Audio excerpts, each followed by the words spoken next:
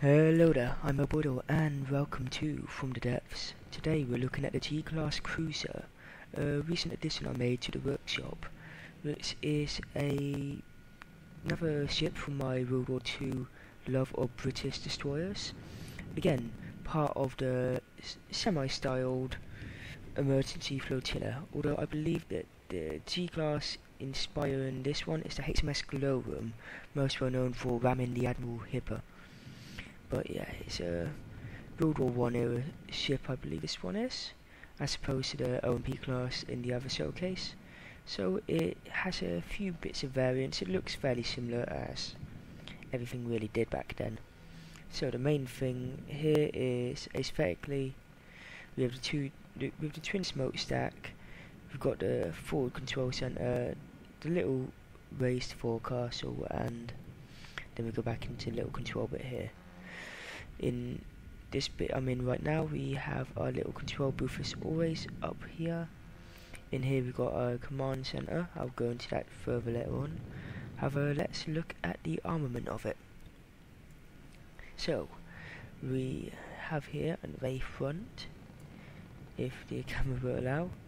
One cannon, 5-second reload, 529 damage, 265 explosive, 4 AP. So I've upped the AP and I've changed the armament of these to be a little bit lighter in a way, but a bit better armoured at the same time, by reducing the overall amount of it and increasing the length of the gun a little bit.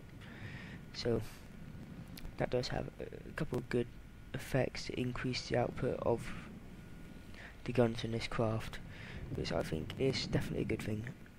They're a little bit more exposed, but damn do they look good. And moving further back, we've got a Navigator on the rear here. This is the same again. Actually no, I stand corrected, this one is slightly different. I'm not too sure why, but it is. And then down here we have the one that's always different because of the build. 3.21 seconds, 9.9 reload, and I'm pretty certain this is the same as what we saw in the OMP class. It is. I've reused quite a lot of assets from them because on the whole, in real life the ships were technically quite similar for a lot of things on them, including the base appearance of the hull, although on this one you see that the forecastle is a little bit further forward and the overall control center goes a bit further back. Secondly, for weaponry, we have again my flak love. So we have 2Ds on both sides with proxies and triple explosive mounts. These are a bit more effective because of how they're mounted, I found, rather than a dual mount, and they're covering each individual side, so they do the job pretty damn well. Then the next point, unique to the glowworm over all other G-class destroyers, is the 5 torpedoes in this lovely little stack here, which I think pretty damn effective. I mean, it is real to life, and I boxed them in this time, so they're upside down in the case, and there's a missile blocks going along here, boxing it in and making it all look very, very neat. I think it looks pretty damn good. There's a few details missing. Spotlight here, a couple of boats here. I might add them in, but this might be a campaign ship here, so I don't know what to do about that. It will probably be wooden, so I shouldn't add too much to it. I mean, right now I've kind of made it a bit more expensive than it needs to be for a campaign ship, but it's easily an early mid ship, probably early campaign ship. Rough specs are 47k natural, 43k steel, 9.3k fuel, 27k scrap, 1.3k crystal, and 287,000 RP. You'll notice the stats here down here are very similar to the G class, the OP classes. It's again around 95 meters long, so a little bit longer, 11 meters wide, and height of 15, with an overall mass of 555. So it sits high in the water, which looks pretty good. On the internals, I've done a little bit more for the inside. I think we can actually go inside if I jump out here. Then go down here onto the main deck. Oh, along here we've also got repair bots, just in front of the AA cannon here. But yes, just here at the beginning of the forecastle we have a door which leads us down into the lower compartment of the ship. So along here, around the forward gun, I have done nothing in the way of extra armor really. I haven't even turned it into compartment. I've just left it because it's wood. It's very light. It won't sink. Although I did, for safety reasons, put a bit of metal around the forward gun here. Not all of it. I don't want to have the metal cost too high. However, this should hopefully protect the gun a lot better. And same again here. So down here we also have the forward ammo storage compartment lies again to hopefully reduce the damage if it does get blown up. But it will still probably all go at the same time. Then we can go back one, and we're here where we have all our repair bots in the little engine bay. We've got the control here for the 2 AA guns, and then we've got our engine right here with one of the torpedo controllers. If we look past this wall here, we'll go into another compartment containing another torpedo AI, and also another set of our lovely ammo. Behind there we'll go into the controllers for the rear cannons. So speaking of controllers, let's look at the AI. So as always, I've got the one controlling AI for guidance, another AI to control the forward guns, the torpedo controller, then I've got the rear gun controller, the second rear gun's got a nav controller, and then you've got the AA controller. All these are split up, broken up to grant a maximum amount of redundancy in campaign, as being a wooden ship it would likely suffer damage and you don't want to be left without guns. But other than that, it has 2 rear huge propellers and a rudder on the back. It's stabilised entirely using jet stabilisers rather than lead, so that trims down the cost I think. Well, raises it in some places and trims it down in others. Right, let's warp into the ship and quickly show you how fast this baby goes. As we now put it into full speed, notice that it's got a nice enough supply of ammo and fuel to keep you running. Processors kept low and the engines configured to just give you the amount of power you need, no more no less. And the smokestacks, unfortunately I had to do it. I made them work again because I bloody love working smokestacks. You see here it cruises along at 10 meters a second, going up to 12 at times when it jumps out of the water. It turns quite quickly. Again, like the other classes, this is configured to be a long range fighter at times. It can do short range, but long range is where it's most comfortable. Anyway, let's get into a little bit of combat, see how well it goes, and I'll load up in. So to prove its worth, I thought we'd pair it up against a Valiant to see how well it does against what could be considered to be one of the larger enemies you'll come up against. Set it to a long range conflict, and let's move in to loading a built-in ship and get the Valiant up.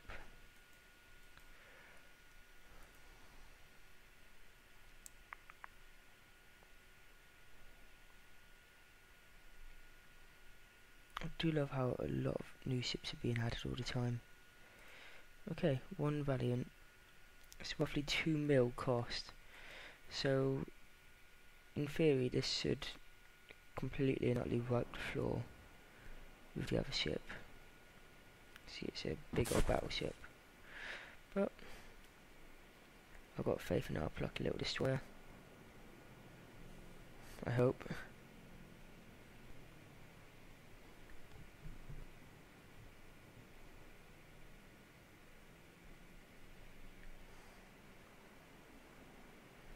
I may have spawned it in a little bit too far out. Before I loaded it, the first battle test I did, the Valiant spawned directly next to it. So some results may vary.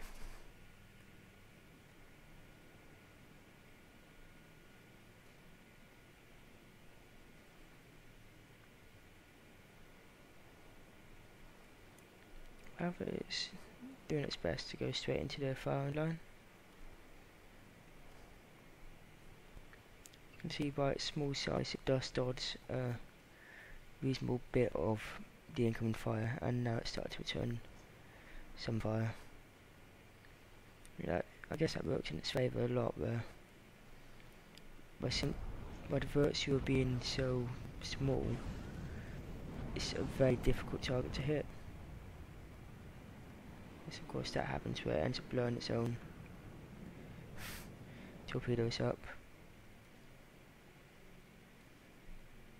But I suppose if it ever came up against a Valiant in campaign, you'd have it around that range, and that makes this test a very important one.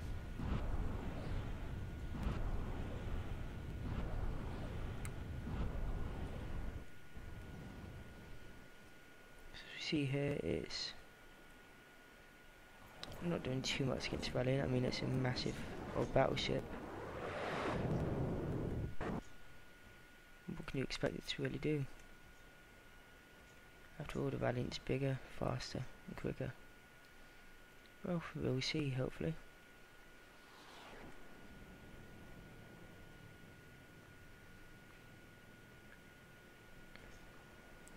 The main thing the ship relies upon is its torpedo barrage, I've noticed. The guns, however, can do a reasonable bit of damage if they get a hit, but from this far away you're going to be struggling to get a decent hit, which more or less means torpedoes are your only reliable shot to get a decent hit or kill.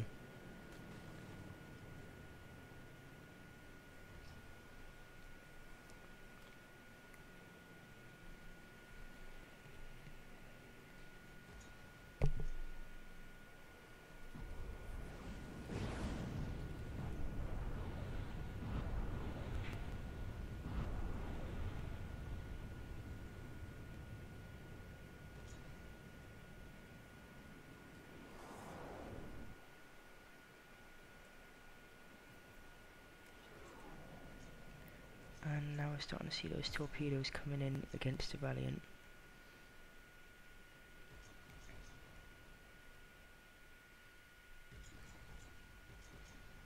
And they're not doing a great deal, but don't really have to, do they?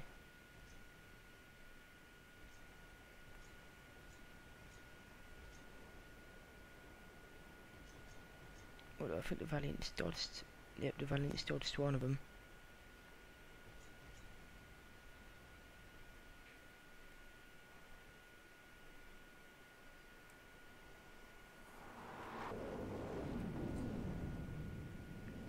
Now it's a very difficult situation for a little destroyer here.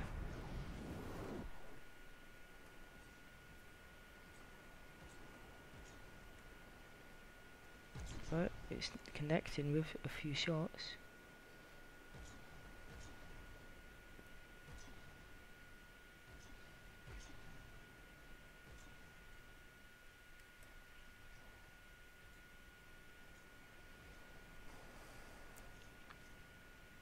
I believe, yep, there's a bit of a hull breach now for the Valiant.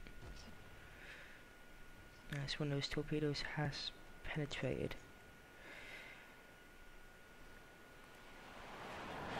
That's for a destroyer here. The Valiant's trying to chip away its main command center.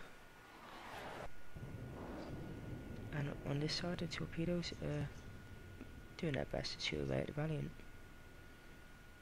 hoping to get a penetration against that strong metal casing, and there's another hole in it.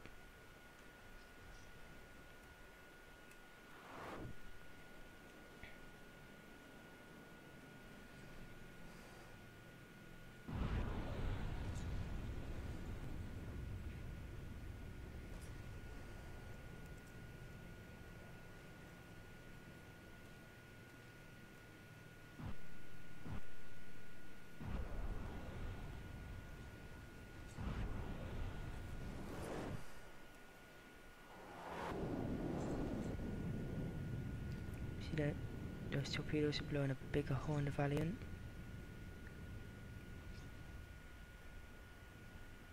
They're starting to fall and tear out that side.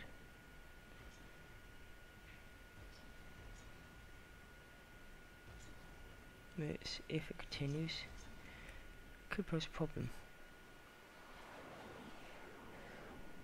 Watching this one, that the wooden armour there is nearly gone, and I think a couple of the AIs are taking a lot of damage.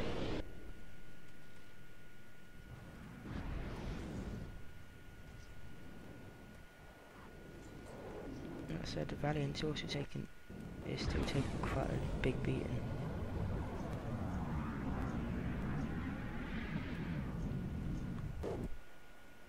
It's taking quite a nasty beating actually.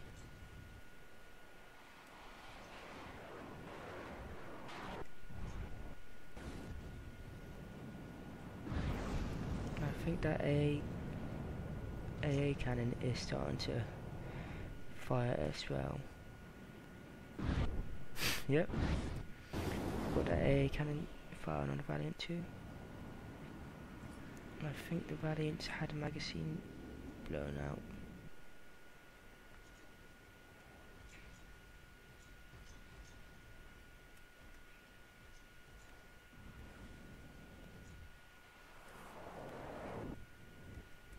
I'm not too sure.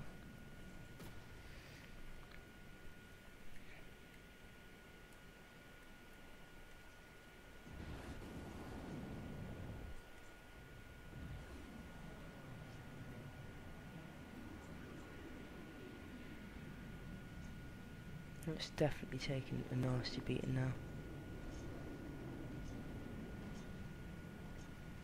Those flak rounds and the torpedoes are eating away at it.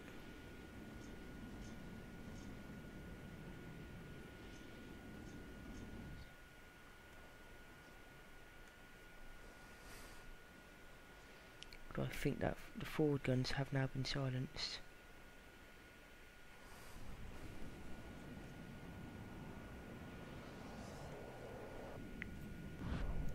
Yep, the forward gun, and I think the central AI has now been defeated.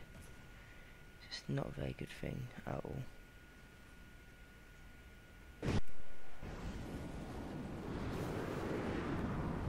Because of the quantity of AI around there, the Valiant will fire all night and day if it has to. Whilst it gets eaten away down here.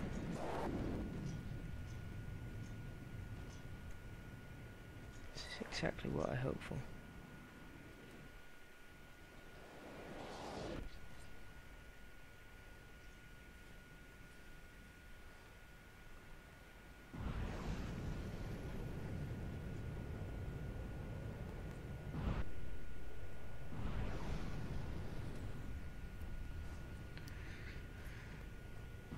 Well, for a ship that's roughly 1/10 of the RP cost of the Valiant, is doing pretty damn well.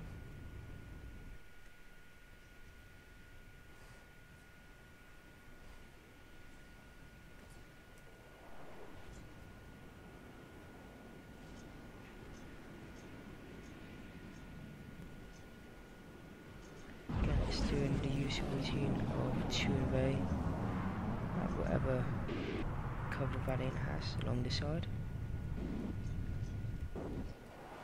It's likely to lose some now, as to say here is being targeted by those big guns.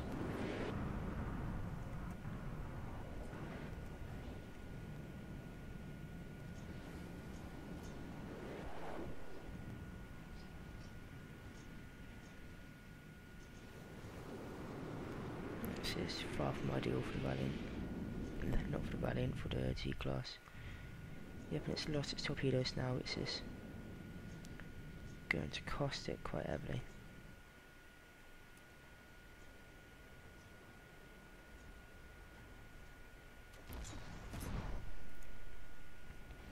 In the early test, it didn't blow its first set of torpedoes up, which I mean, it did a bit better. However,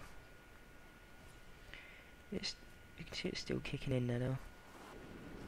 And against a ship this size, you normally wouldn't have such a small cruiser, but you wouldn't have a small destroyer like that, but it's a weird time, so sometimes you might, but in this case it's doing pretty damn well.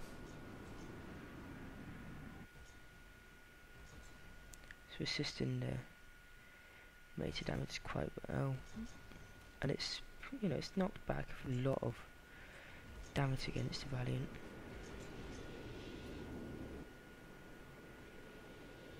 Ooh, and it's now, the Valiant's now lost one of its guns. Those proximity shells are very good at taking out turrets. They're specifically good at penetrating through armour and just generally using their shock to knock out gun emplacements or vulnerable sections. Such as ammunition, resources, engines, or whatever you may have.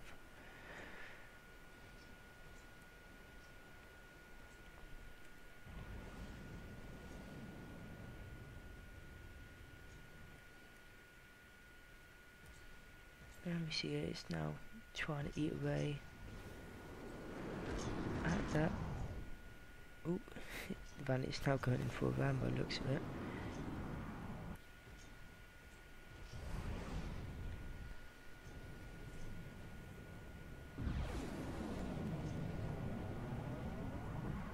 And yeah, it's so close now, the proxies are having difficulty getting in, they're just bouncing off.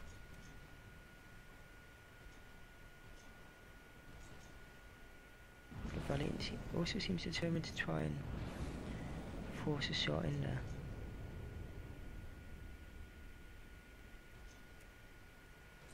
What the T-Class really wants here is to... And will there be any damage from this ram? Yeah, what the T-Class really wants to do is get enough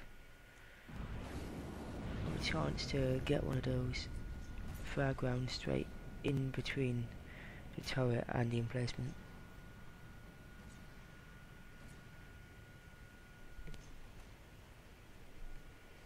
Oop. And there goes the rear magazine of the G-Class. We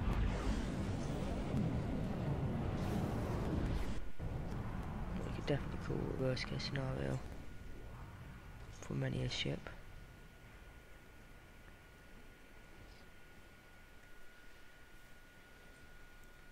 Yeah, I'll probably reload this in a minute with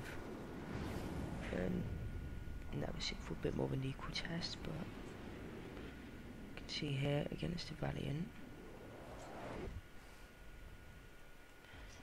D-Class has done a pretty damn good job. I mean, one small, cheap, early game destroyer. It's been chewed up a bit, but repairing this will mainly be repairing the wood and AI cores, a little bit of magazine and a metal round here. This rear gun emplacement bit's got blown out of the magazine, but other than that, it's very cheap to repair.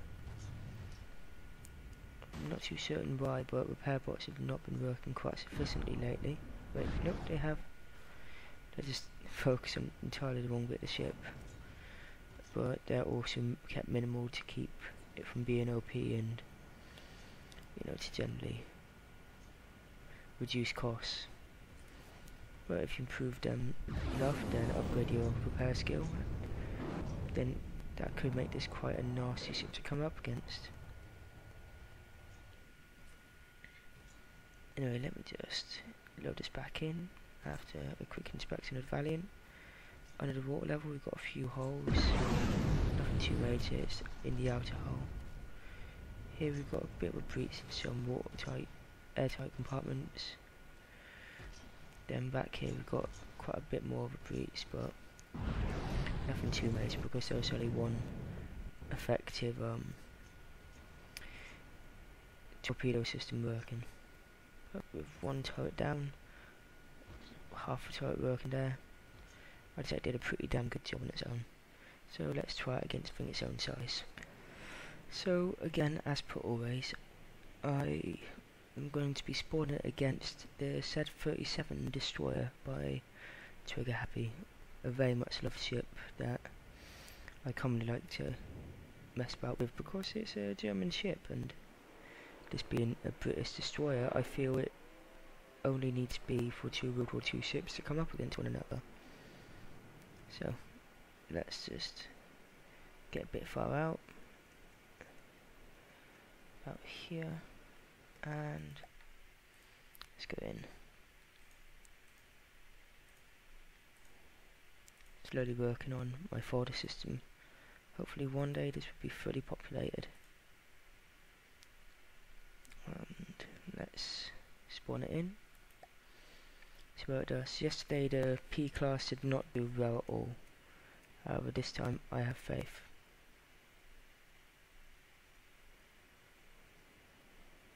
I'm also a bit worried because sometimes spawning a ship out here can be bad things.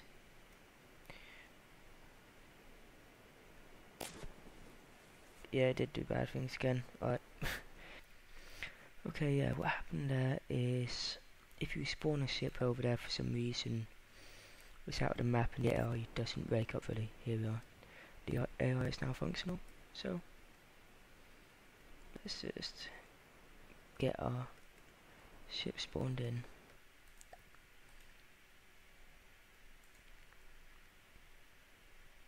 In we go, and 1G class. It costs about half as much as Z-37 because of the all-road construction.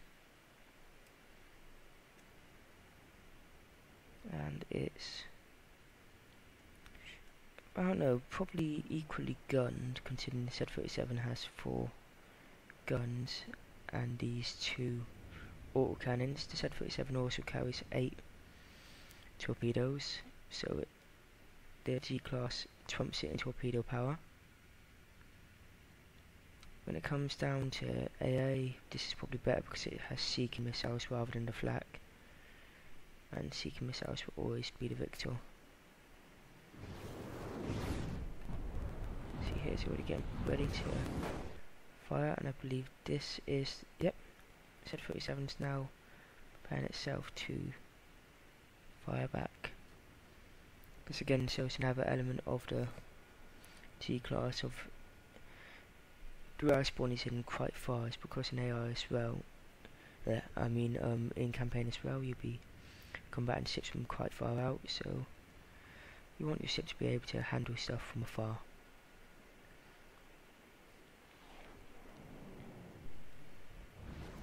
Close range has a similar effect, however, a bit more tearing. And we see that here the Z-37's now starting to fire in its torpedoes. And its guns. Whilst they're also on a collision course, so this might be interesting.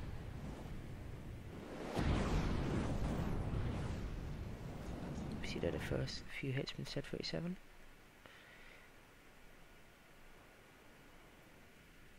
Whilst it appears, oh god, what the hell happened there?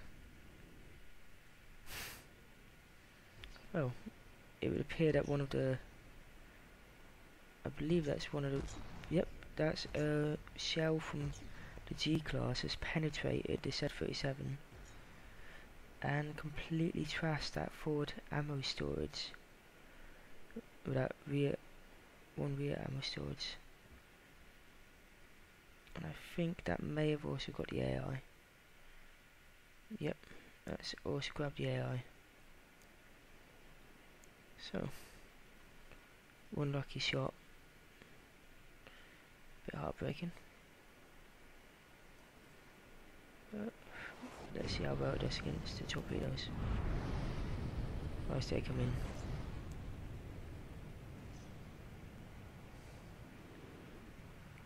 This is where this battle mainly is won, from who can fire the most torpedoes before the other one starts to hit it. be mainly wood, and there'll be a lot more stuff in for the T-class. As the torpedoes will just start to tear a hole quite quickly. Like I said, the same can be said over here. As the G-class, using the proxy, can also go in and generally make what would be a small hole that the torpedoes would fly through a much bigger hole by linking off that hole and blowing up off it. It's, you know, in some cases not a great thing, but in other cases that one small hole being made bigger can open the opportunity for cannon shells to go straight in. But that one's been pretty much settled quite quickly, and it's definitely in favour of the G-class.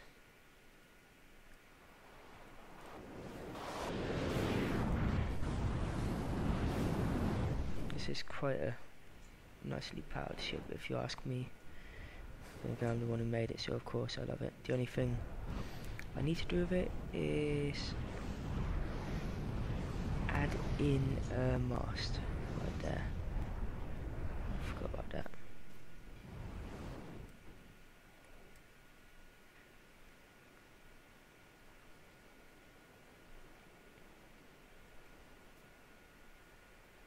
Okay, and anyway,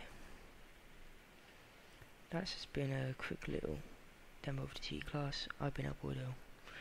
Thank you very much for watching. There'll be a link in the description for this ship on the Steam Workshop, and let me know what you think. Take it easy, guys.